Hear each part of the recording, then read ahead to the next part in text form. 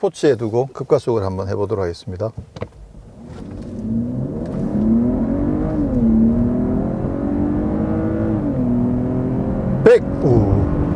야, 이게 밀어주는 게 굉장히 매끄럽네요. 이게 터보차들이 우 이렇게 가는 느낌이 있는데 이 차는 그 느낌이 아주 좀 약해요. 초반에 전혀 없는 건 아닌데 초반에 약간 가다가 우욱 하는 느낌이 있는데, 대체로 터보렉이라고 하기에는 터보렉이 굉장히 약하게 들어있는 게 앞서 말씀드린 것처럼 아무래도 마일드 하이브리드 시스템의 도움을 조금은 받았을 거라고 생각을 해요. 일반적으로 마일드 하이브리드 시스템이 전기 모터가 그렇게 강하진 않거든요. 이게 전기 모터만으로 주행을 할 수 있다든가 그런 건 아니긴 하지만, 그래도 전기 모터가 초반에 힘을 조금만 보태줘도 사실 크게 도움이 되기 때문에 어느 정도 도움을 받았을 거라고 충분히 생각을 할 수 있을 것 같고요. 이게 일반 도로에서 승차감이 굉장히 좋아요. 맨 처음에 차를 딱 받아가지고 출발을 하는데 왜 이렇게 매끄러워? 라는 생각이 들 정도로 승차감이 상당히 좋거든요. 지금도 굉장히 매끄러운 편이죠. 그래서 제가 봤을 땐 요거는 지금 다이나믹이구나. 스포츠인데도 지금 이 정도고, 컴포트가 되면 더 매끄러워지는 거죠. 사실 요철이 좀 있으면, 요철이 아무래도 크면 그 충격이 어느 정도 쿵 들어오긴 하거든요. 의외로 단단하네? 라는 생각이 드는데, 결국은 이 끝단에서 요철을 흡수하는 실력이 상당히 좋은 거라고 제가 평가를 할 수 있을 것 같아요. 그거는 전체적으로 굉장히 전반적으로 좋게 평가를 할 수 있는 그런 부분이거든요. 그래서 지금 서스펜션 세팅은 저 기준으로는 상당히 마음에 듭니다. 일단 되게 편해요. 되게 승차감이 되게 좋아요. 부드러워요. 그런 점에서 상당히 좋고, 산길에서도 보셨던 것처럼 스포츠 모드가 되면 생각보다 롤을 많이 잡아줘 가지고 롤도 별로 크지 않고, 그렇게 되면 뭐 아주 좋은 거죠. 승차감 세팅으로서는 아주 좋은 케이스가 되는데 만족스럽고요. 소음도 상당히 잘 억제가 되어 있는 편입니다. 바람 소리도 뭐 이 정도면 비교적 잘 억제가 되어 있고, 노면 소음도 이 정도면 비교적 잘 억제가 되어 있습니다. 네, 실내는 일단 예전에 M클래스들이랑은 디자인이 확 바뀌었습니다. 특히나 이 부분은 굉장히 승용차스러운 모습으로 바뀌었죠. 그렇게 해서 수평 라인을 유지하고 있고, 이 센터 터널이 굉장히 높아요. 이렇게까지 높을 필요가 있을까 싶을 정도로 센터 터널이 굉장히 높은 점도 상당히 인상적이고, 그러다 보니까 더더욱 여기 앉아있는 공간의 위주로 봤을 때는 승용차의 느낌이 굉장히 강합니다. 그리고 이 모니터가 지금 12.3인치가 지금 두 개가 이렇게 적용이 되어 있거든요. 요거는 뭐 이미 E클래스에서부터 봤던 거라서 많이 익숙하죠. 그리고 계기판 같은 경우는 디자인에 가보면 클래식, 그리고 스포츠, 그리고 프로그레시브, 이렇게 세 가지를 선택을 할 수가 있습니다. 그래서 뭐 계기판 느낌이 바뀌는 부분들도 상당히 괜찮고요. 그리고 이제 터치가 되는 12.3인치 모니터가 적용이 되어 있고, 근데 좀 불편한 거는 이거를 이제 바꾸려고 하면 지금처럼 이렇게 계속 찾아 들어가야 되는 부분들은 조금 불편하긴 하죠.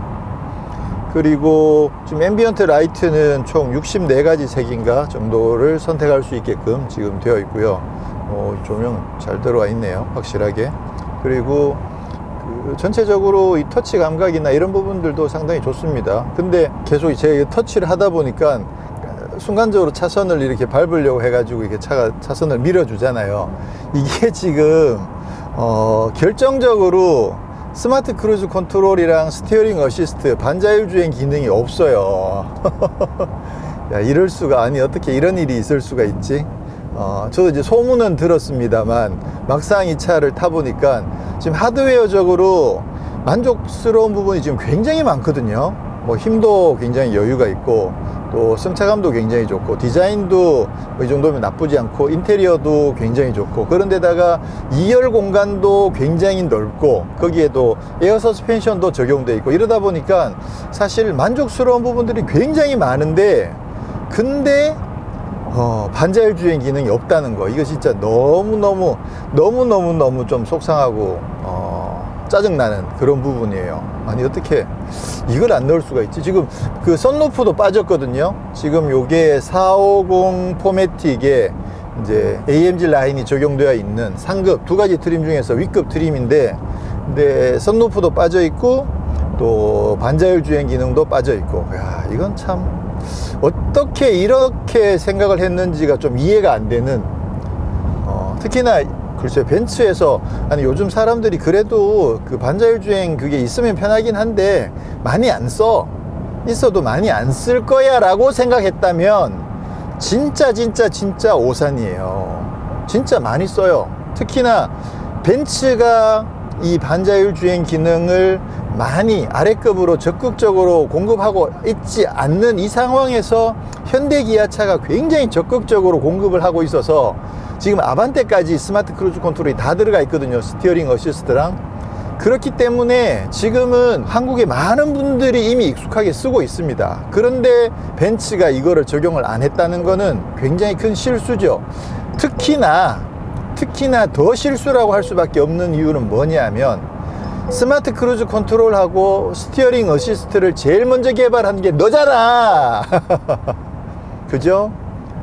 벤츠가 제일 먼저 개발해 놓고 지금 이게 차값이 1억이 넘는 GLC도 아니고 GLE의 450인데, 근데 여기에다가 스마트 크루즈 컨트롤이랑 스티어링 어시스트를 안 넣어줬다는 건 어떤 이유인지 진짜 이해할 수 없는 그런 상황이네요. 시장 상황을 지켜보고 반응을 따라서 나중에 추가하겠다, 그건 늦었죠. 그렇게 하면 안 되지. 지금 당장 처음부터 이 450인데 기본적으로 넣어줬었어야죠. 그 외에는 진짜 많은 부분들이 마음에 들어요. 와. 특히나 지금 여기 450에는 부메스터 오디오도 적용되어 있거든요. 이 부메스터도 이게 웬일이야? 나 좀 진짜 깜짝 놀랐는데, 와, 부메스터도 하여튼 좋아요. 자, 잠깐 한번 달려보겠습니다. 일단 고속에서도 바람 소리도 상당히 많이 억제되어 있고 노면 소음도 확실히 억제가 잘 되어 있습니다. 그 부분은 상당히 만족스럽고요.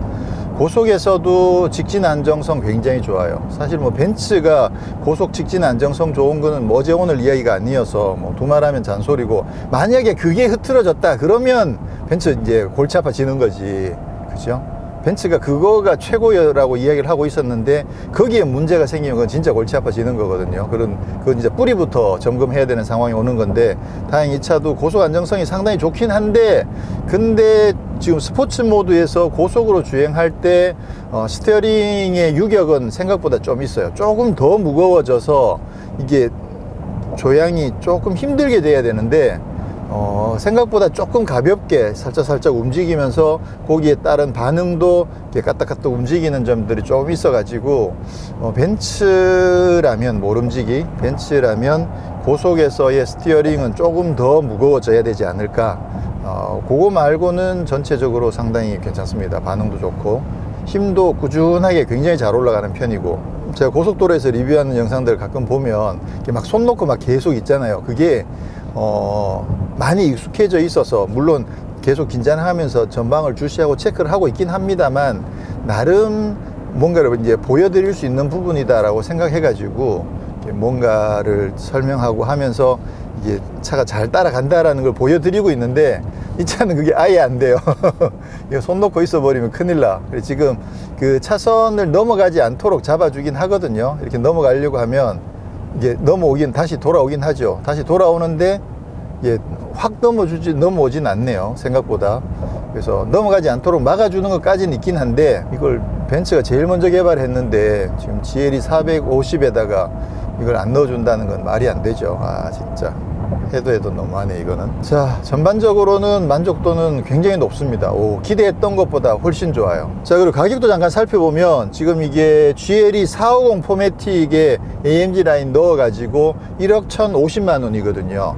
예전에 ML 350, ML 같은 경우 이제 350, 뭐 400, 450 이렇게 올라온 것들을 감안해 보면 예전에 비해서 성능이 많이 올라간 거죠. 그런 걸 감안하면 가격이 이제 1억이 훌쩍 넘어가는데, 1억 언저리도 아니고 1억 1,000이 넘어가는 상황인 거죠. 근데 보면 지금 반자율 주행이 없어요. 그리고 썬루프가 없어요. 썬루프도 없고 반자율 주행도 없는데 무슨 1억 1,000이나 하냐. 저도 처음에 살짝 그렇게 좀 생각을 하긴 했었거든요. 근데 또 생각해 보면 지금 이게 부메스터가 들어있잖아요. 부메스터도 들어있고 에어 서스펜션도 들어있거든요. 근데 에어 서스펜션이 아무래도 썬루프나 그 반자율 주행보다는 더 비싼 옵션이란 말이에요. 그러면 이게 어떻게 되는 거지? 볼보 XC90의 T6 그 차는 에어 서스펜션이 없고 BMW 오디오가 들어있고 스마트 크루즈 컨트롤 안전장치 다 들어있고 선루프 있고 가죽 우드 잘 돼 있고, 근데 가격이 벤츠랑 한 1000만원 정도 차이가 난다. 근데 이 차에는 에어 서스펜션이 있고 에어매틱이 승차감이 아주 좋고, 그렇게 되면 이 차도 경쟁력이, 가격이 아주 터무니없는 가격 정도는 아니다라고 생각이 들기도 하지만, 근데 저는 이 스마트 크루즈 컨트롤 없으면 구입을 꺼릴 것 같아요. 요즘 세상에 이거 승차감도 좋고 이거 장거리 여행하기도 굉장히 좋은데 이 반자율 주행 기능 없이 어떻게 다녀요? 요즘 못 다녀요, 저는. 그렇게 봤을 때 이거는 좀 기획에 약간 미스가 아니었나라는 생각을 하게 되고요. 자, 제가 지금 잊어버리고 말씀 안 드렸던 것 중에 하나가 헤드업 디스플레이. 와, 헤드업 디스플레이 진짜 좋아요. 일단 헤드업 디스플레이가 굉장히 커요. 화면이, 그 정보가 들어있는 화면 자체가 굉장히 커요. 여기 보시면 일단 여기에 헤드업 디스플레이 그 공간 자체가 굉장히 넓죠. 그러다 보니까 전방에 보이는 부분도 이게 헤드업 디스플레이가 3분할 되어 있는 수준이에요. 맨 왼쪽에는 자동차의 그림이 나와서 그 상하 기울기, 좌우 기울기를 보여주고 있고 방향도 보여주고 있고요. 가운데는 속도계랑 뭐 스마트 크루즈 컨트롤 뭐 이런 것들이 보여지고 있고, 맨 오른쪽에는 그 구동 상황, 지금 후륜의 몇 프로, 전륜의 몇 프로 정도의 구동력이 배분이 되고 있느냐를 보여주고 있거든요. 그리고 이제 뭐 오디오를 켜게 되면 오디오 정보도 저기 나오기도 하고, 정보의 종류, 정보의 양도 굉장히 많지만 일단 그래픽 자체가 굉장히 커요. 이게 헤드업 디스플레이가 나아가고 있는 방향이거든요. 그래픽을 더 키워라, 어떻게든지 화면을 더 크게 만들어서 운전 중에 직관적으로 제공하는 것, 그게 굉장히 중요한데, 지금 일단은 이 GLE 같은 경우에는 이쪽 스크린, 요 상단에 있는 헤드업 디스플레이의 스크린 자체를 키워 가지고 지금 화면을 더 크게 만들어 놓은 상황인 거죠. 저거 없어요. 애플 카플레이가 적용이 안 돼요. 지금 여기 스마트폰 무선 충전 시스템은 굉장히 여기 잘 해놓은 것 같아요. 이렇게 딱 놓게 되면 무선 충전이 시작되고, 이 화면 내용이 잘 보여요. 그래서 이렇게 놓고 가다가 가끔 뭔가 이렇게 메시지나 이렇게 신호가 딱 떴을 때 뭐가 왔지 잠깐 확인하기에는 딱 좋은 각도로 각도 설정을 굉장히 잘 해놨어요. 이거 마음에 듭니다. USB도 C타입 밖에 없어가지고 이렇게 지금 젠더를 써야 꽂을 수 있거든요. 이것도 좀 불편하죠. 물론 이렇게 꽂으면 USB는 인식을 합니다. 그렇게 해서 여기 안에 있는 음악이라든가 이런 부분들은 바로바로 적용이 돼서 들을 수 있는데, 카플레이가 안 된다는 점은 조금 불편하죠. 음악을 지금 이 부메스터 오디오가 제가 그동안 벤츠 차들 타보면 맨 처음에 제가 부메스터를 맨 처음 경험했던 게 그 포르쉐 911이었거든요. 991의 부메스터. 와, 진짜 깜짝 놀래고, 오, 대빵 최고. 야, 이거는 최고다. 그러고 나서 S클래스가 나오고 난 뒤에 S클래스 에디션 1에 있는 부메스터를 들었어요. 여기 스피커 이렇게 뭉 돌아서 나오는, 빙 돌면서 나오는 그거 들었는데 대박. 와, 최고. 내가 들어본 카오디오 중에 최고. 그랬었는데 E클래스 E400에 들어있는 부메스터를 들어봤는데 얘는 왜 이렇지? 생각보다 좀 별로였어요. 아주 기본형보다는 나쁘진 않지만, 기본형보다는 좋긴 하지만 부메스터라고 기대하기에는 기대치에 많이 못 미치는 그런 상황이어서, 야, 이게 부메스터도 완전 최상위 트림은 괜찮은데 이게 약간 중간 트림으로 내려오면 좀 많이 아쉽구나 라는 생각을 했었거든요. 그랬는데 지금 얘는 제 생각에는 이거 최상위 트림 아닐 거 아니에요. 이게 GLS가 아니고 GL인데, 그렇게 봤을 때 부메스터 중에서 최상급 트림이 아닐 거라고 생각되는데, 근데 의외로 오디오가 괜찮네요. 지금까지 E 클래스에 적용되어 있었던 부메스터랑은 완전히 다른 느낌으로 오디오가 상당히 좋습니다.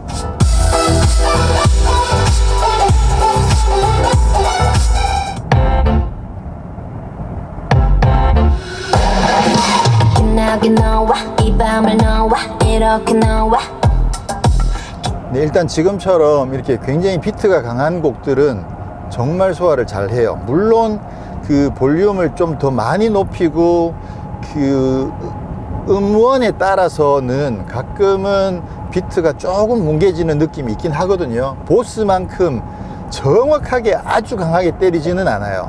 그래서 보스보다는 그 펀치의 힘 강도는 조금 약하긴 한데 그래도 고급스러우면서 아주 강하게 잘 때려주는 편입니다. 그렇지만 상황에 따라서는 조금 뭉개지는 느낌, 그 정도는 뭐 충분히 볼륨을 이렇게 높이지 않고 절반 이하로 들을 때는 충분히 좋아요. 충분히 좋고, 좀 조용한 곡들도 들어보면 잔인한 햇살에도 집으로 돌아가는 길에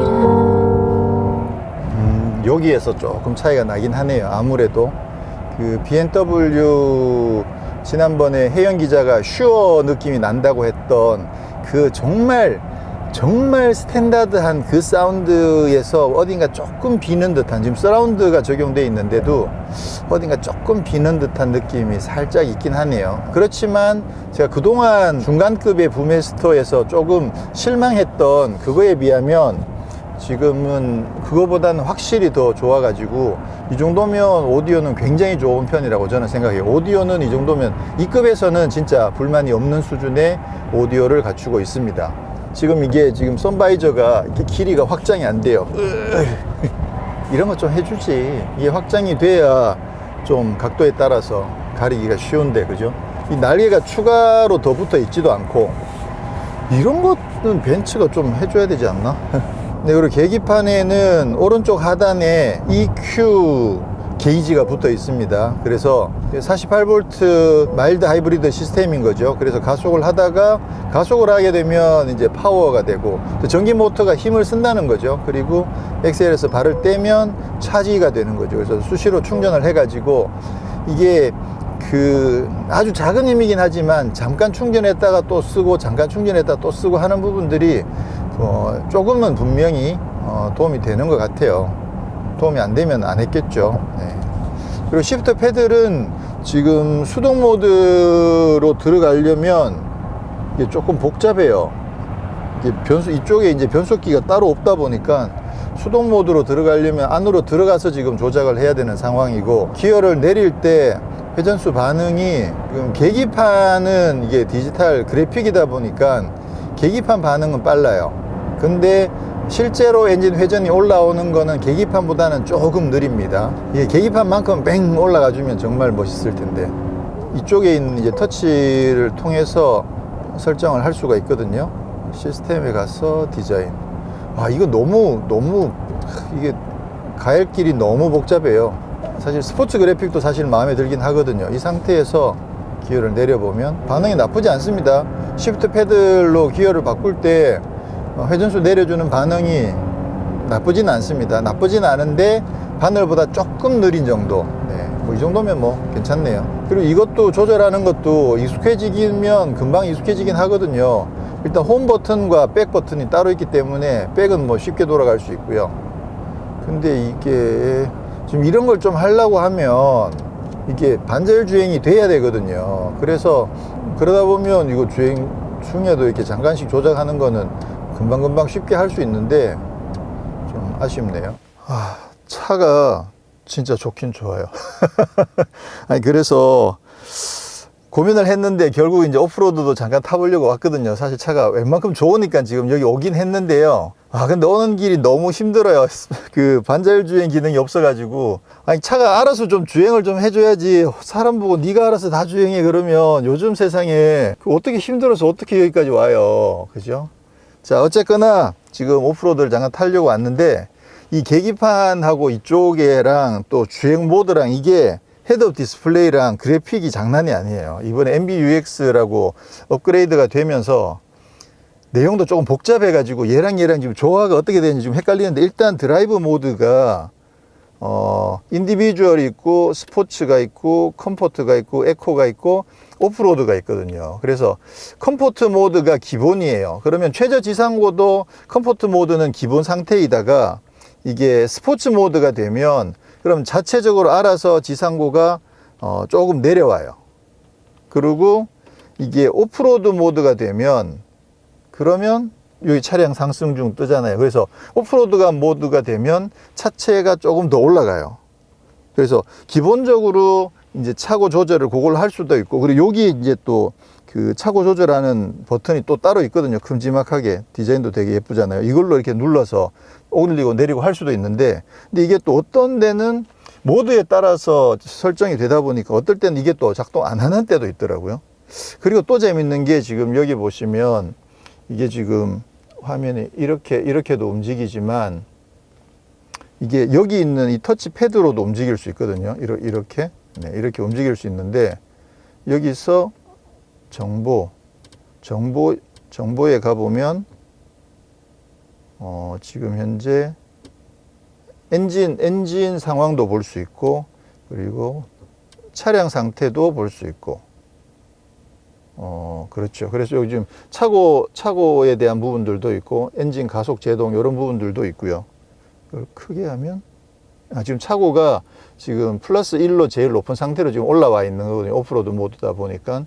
지금 여기 이제 그 차체 기울기 이런 부분들도 표시가 되고요. 구동력도 여기 나오나? 구동력은 또 다른 데 나오기도 하더라고요. 그래서 보면 엔진, 연비 뭐 이런 것들을 확인할 수가 있는데, 여기서 정보 밑에 보면 테마가 있거든요. 여기서 하나 더 내려오면 테마가 나와요. 그래서 테마에서 지금 익스피리언스로 되어 있는데 효율성, 라운지, 스탠다드 뭐 이런 여러 가지 테마들을 선택할 수가 있고, 라운지를 누르면 그러면 어이 안녕. 자이언티. 야, 오랜만에 듣네. 라운지가 되면 저절로 이게 음악도 켜지고 계기판도 숫자 막 복잡한 숫자들 없어져 버리고 지금 깔끔한 이런 형태로 바뀌는 거죠. 헤드업 디스플레이도 꺼져 버렸어, 아예. 와, 좀 특이해요 진짜. 이러고 테마에서 라운지, 효율성, 익스피리언스를 누르면 요거는 자동적으로 스포츠 모드로 바뀌는 거거든요. 그리고 트립을 누르면 자동적으로 컴포트 모드가 되면서 내비게이션이 디폴트로 뜨고, 이쪽에도 조금 아주 기본적인 것 같은 여기 내비게이션으로 바뀌었죠. 헤드업 디스플레이도 조금 심플한 상태로 바뀌고요. 테마 중에 재밌는 게 이제 어드벤처가 있는 거예요. 어드벤처가 지금 두 개가 있는데, 이 어드벤처랑 어떤 차이가 있는지가 지금 확실하지가 않은데 잘 모르겠어요 지금. 일단 어드벤처를 누르면 이 화면이 기본으로 바뀌는 거죠. 기본으로 들어가고, 여기도 계기판에도 보시면 여기 차고 조절하는 거 되죠. 서스펜션 오프로드 모드가 나오죠. 이쪽에는 차체 기울기, 수평, 좌우로 기울기, 앞뒤로 기울기 이런 것도 지금 나오는 거죠. 여기는 지금 아예 저것도 타코미터 이런 건 아예 뜨지도 않아요. 그리고 속도는 헤드업 디스플레이 속도가 뜨고, 헤드업 디스플레이도 차고랑 이런 걸로 바뀌거든요. 와, 그래픽 장난 아니다 진짜. 자, 그럼 이 상태로 두고, 차고도 지금 제일 올라가 있으니까. 근데 이거를 여기서도 또 조절이 돼요. 여기서도 보면 이쪽 거를 여기서 또 바꿀 수도 있거든요. 이렇게 지포스도 나오고 내비도 나오고 연비. 이 상태에서도 원하면 또 하나씩 또 바꿀 수 있는 거죠. 요것도 재밌잖아요. 지금 구동력, 앞뒤 구동력 배분 요거 보여주는 거여서 요거 괜찮은 것 같아요. 자, 하여튼 요걸로는 이쪽 계기판 조정하고, 요걸로는 이쪽 모니터 조정하고, 그리고 터치 패드 이걸로도 조절할 수도 있고, 이쪽 버튼을 눌러서도 조절할 수도 있고, 하여튼 정신없이 다양하게 이게 서로 어떻게 연결되는지가 좀 헷갈리긴 해요. 자, 그러면 이제 본격적으로 오프로드를 한번 타보도록 하겠습니다.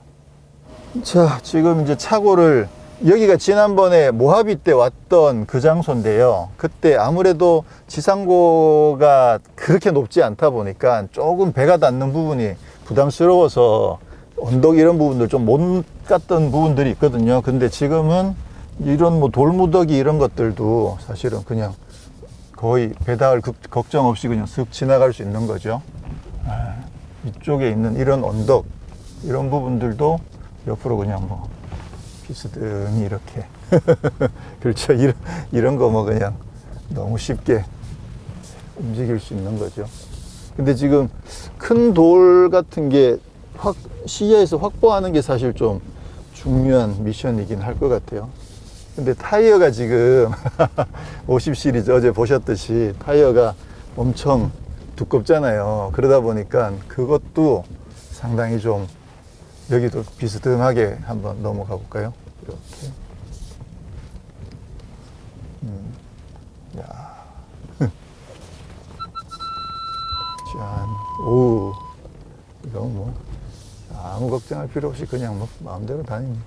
지금 이쪽에 있는 이런 부분들을 잘 확인하셔가지고 카메라 영상들을 확인하셔서 보는 것도 중요할 것 같아요. 여기 약간 골이 파져 있는데 그래도 뭐 차고가 어느 정도는 확보가 되니까 큰 문제 없이 이런 데도 들어오면 되는 거죠. 짠. 자, 이건 뭐 야, 와, 야, 이 경치 대박 좋다. 이런 길도 이렇게 올라갈 수 있는 거지. 그죠? 이렇게 막 가는 거죠. 와, 야, 야,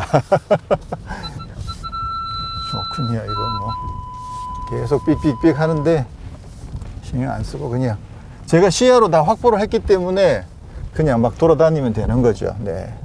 아까 말씀드린 것처럼 M클래스, 그러니까 GLE는 확실히 오프로드도 어느 정도 주행을 하겠다고 생각하고 만들어진 차입니다. 짠. 이쪽 언덕 이런 것들도 이렇게 해서, 이압, 이압, 오, 이렇게 지금 막 꿀렁꿀렁 하지만 지가 알아서 다 잘 가줍니다. 오. 야, 대박. 멋지다, 멋져. 자, 지금 이제 나름 좀 모래밭인데요. 여기도 뭐 그냥 편하게 막 지나갈 수가 있습니다. 물퉁물퉁하게 모래가 쌓여 있는데. 근데 사실 저도 이게 일단 오프로드를 주행하는 성능이 기본적으로 사륜 구동이어야 되고, 그 다음에 트랙션이 미끄러지는 바퀴를 안 미끄러지게 잡아주고 다른 쪽으로 구동력을 배분해주는 그 시스템이 필요하고, 그리고 타이어 특성도 되게 중요하고요. 그 외에 또 어떤 부분들이 실제로 예를 뭐 랭글러가 더 잘 가느냐 아니면 디스커버리나 디펜더나 아니면 지바겐이 더 잘 가느냐, 그런 부분들은 사실 한번 테스트를 해봐야 알 수 있는, 진짜 테스트를 한번 해볼 수 있는 기회를 만들어 볼까요 한번. 자, 여기가 저번에 그냥은 못 올라갔던 장소인데요. 도움 안 받고는 못 올라갔었는데 이 차도 한번 도전을 해 보겠습니다. 지금 도움을 안 받고 그냥 올라갑니다. 이야, 이야, 이야, 이야, 으악, 으악, 올라간다. 우와, 야, 야, 여기, 와, 이 도움을 보셨죠? 이거 탄력 안 받았거든요, 전혀. 근데도 지금 약간 땅을 파는 상태에서 핸들을 좌우로 꺾으면서 이렇게 좀 접지를 유도를 한 거죠. 그렇게 해서 지금 저기 올라왔어요. 와, 저번에 모하비도 이렇게 했으면 올라왔을 수 있었을까? 좀 궁금해지긴 하는데. 하하하하, 재밌네. 와, 거기를 그렇게 해서 올라가지는군요. 저기가 이렇게 약간의 탄력을 받아서 가면 그냥 너무 쉽게 올라가는 데거든요, 이런 데는. 이렇게 가버리면 뭐 그냥 쉽게 올라가 버리죠. 너무 쉽게. 야, 저기 올라온 건 사실 좀 놀랍네요. 그게 결국은 이제 접지력 확보랑 구동력 배분이랑 그런 것들을 얼마나 지능적으로 잘 해주느냐, 예, 따라서 그게 달려 있는 거죠. 옆으로도 한번 가볼까요? 지난번처럼 옆으로 얼마나 비스듬하게 올라갈 수 있을지. 아, 이게 깊이 파진 데가 있어서. 으악. 야, 올라간다. 오. 조금 무리긴 한데. 아, 정신없네요, 여기가. 아, 이렇게 다시 한번 올라가 보도록 하겠습니다. 뭐 탄력 받아서 가는 거는, 으아샤. 야, 이게 탄력을 놓쳤는데 계속 밟고 있으면, 야, 올라온다, 올라간다. 올라왔어. 오. 야, 방금도 탄력을 놓쳤거든요. 근데 올라오네. GLE는 이게 되도록 차를 만들어 놨거든요. 이게 모노코크 타입이기 때문에 아무래도 강성에서 프레임 타입에 비해서는 조금 불리할 수도 있긴 있는데, 최근에는 모노코크 타입 차들도 이런 SUV들은 강성 확보를 위해서 보강을 많이 하거든요. 대표적으로 이제 랜드로버 같은 차들은 그 보강을 많이 하죠. 그러니까 지금 디스커버리도 모노코크 타입이잖아요. 그죠? 디펜더까지도 지금 모노코크 타입으로 바뀌었으니까, 그러고도 강성을 확보하고 또 구동력도 확보를 하고 그런 것들이 가능하다는 거죠. 자, 야, 이건 뭐 엄청나게 좋네요. 충분히 테스트는 한 것 같아요. 일단 배가 안 닿는다는 것, 지상고를 물론 이 차도 최저 지상고가 디스커버리에 비하면 그렇게 높은 편은 아니긴 하지만, 그래도 이 정도만 해도 아까 거기 출렁출렁 하면서 막 돌 있는데 들어갔을 때 큰 무리 없이 다녔잖아요. 그리고 거기다가 타이어랑 휠 자체가, 휠이 20인치긴 한데 근데 그거를 또 굉장히 두꺼운 타이어를 커버를 하고 있으니까 스타일도 살리면서 또 휠도 보호도 하고, 야, 이거 이 세팅도 괜찮은데요. 20인치에 50 시리즈 타이어. 자, 이거 뭐 더 해볼 게 없습니다. 이렇게 오프로드를, 특히나 이 차를 가지고 오프로드로 오실 일들은 거의 잘 없다고 생각이 되고, 거기다가 반자율 주행이 없어서 또 장거리 이동은 또 부담이 되고, 참 고민이 되는 그런 모델이네요. 우와, ML350이다. 전 저 ML350 좋아하는데. 네, 저는 오늘 이렇게 해서 메르세데스 벤츠 4세대 GLE 450 포매틱을 시승을 했습니다. 아, 지금 여기 너 부른 거 아닌데 지금 막 나왔네. 지금 그 MBUX라고 하는 메르세데스 벤츠 유저 익스피리언스 이 부분에서 아니야, 괜찮아, 들어가. 이 부분도 지금 이번에 좀 많이 강조를 하고 있는 부분이거든요. 그래서 음성으로 뭔가를 지시한다든가 이런 부분들 되게 말을 잘 듣더라고요. 지난주에 보니까. 한번 해볼까요? 에어컨 온도 21도로 맞춰줘. 온도를 21도로 설정할게요. 오, 잘하잖아요. 21도 딱 됐잖아. 저기는 안 바꿨네. 안녕 벤츠. 지금 말하세요. 조수석도 21도로 맞춰줘. 조수석 쪽 온도를 21도로 설정할게요. 오, 봐요. 되게 잘하잖아요. 그죠? 근데 이건 뭐 요거 손만 움직이면 되긴 하지만, 그래도 얘가 말을 잘 들어주니까 되게 좋은 것 같아요. 안녕 벤츠. 네, 무엇을 도와드릴까요? 내비게이션을 목적지가 어디인가요? 동수원 사거리. 다시 한번 말해주시겠어요? 동수원 사거리. 주소나 관심지 또는 연락처 이름을 말해 목적지를 입력하세요. 한국 지도는 잘 못 알아보나 봐요. 그래서 좀 못 찾아보는데, 이 부분도, 근데 이거 뭐 벤츠만 하고 있는 게 아니라 다른 브랜드들도 많이 하고 있는 거니까 사실 큰 의미는 없고요. 다시 돌아와서, 네, 오늘 저는 메르세데스 벤츠 4세대 GLE 450 포매틱 시승을 했는데요. 생각보다 많은 부분에서 만족스러운 부분들이 굉장히 많습니다. 말씀드린 것처럼 승차감 되게 좋고, 실내 인테리어 디자인 굉장히 마음에 들고, 그리고 헤드업 디스플레이 큰 거 마음에 들고, 뒷좌석 넓은 거 진짜 마음에 들고, 에어 서스펜션 적용되어 있는 거 마음에 들고, 힘 충분히 강력하고, 그런 반면에 선루프랑 스마트 크루즈 컨트롤, 스티어링 어시스트가 없는 거, 통풍 시트는 있습니다. 부메스터 오디오도 사실 부메스터 처음에 적용되어 있는 거 보고 이것도 뭐 그닥 별로지 않을까라고 약간 기대를 안 했는데 생각보다 이 부메스터는 상당히 좋아요. 만약에 이게 지금 제가 탄 차만 좋다고 그러면 이게 뭐 차마다 좀 편차가 크다고 봐야 되는 건데 그건 지금으로서는 알 수 없지만 어쨌거나 제가 오늘 시승한 이 부메스터는 오디오도 그동안 E클래스에서 만났던 것보다는 확실히 성능이 더 좋습니다. 스피커가 훨씬 더 많이 들어갔을 수도 있죠. 이게 공간이 좀 차이가 나니까 세단이랑은. 그런 반면에 결정적으로 반자율 주행 기능이 없어가지고 저는 못 살 것 같아요. 네. 제가 그동안 통풍 시트 없으면 제가 안 산다고 말씀드렸었는데 이제는 반자율 주행 없으면 저는 못 사거든요. 특히나 이게 1억이 넘어가는 1억 1천만 원이 넘어가는 이 차에 썬루프 없는 거 저는 억셉트 할 수 있어요. 근데 사실 이런 이 정도 급의 수입차들 중에 썬루프 안 달린 건 제가 봤을 때 처음 아닌가 싶어요. 제가 기자 생활하고 이 정도 가격대에서 썬루프 안 달린 건 진짜 처음 보는데, 야, 일단 용기가 가상하긴 합니다. 썬루프 뺀 거 용기는 가상한데 이 반자율 주행은 빼면 안 되죠. 네, 그래서 그 부분이 너무 아쉬워서 저는 이 차를 선택할 수 없을 것 같다는 그런 생각이 들고요. 근데 전반적으로 만족도가 굉장히 높습니다. 네, 저는 다음에 반자율 주행이 잘 갖춰진 다른 모델로 찾아뵙도록 하겠습니다. 고맙습니다. 자동차와 삶을 사랑한 사람들, 바로 여러분들이 모터리언입니다.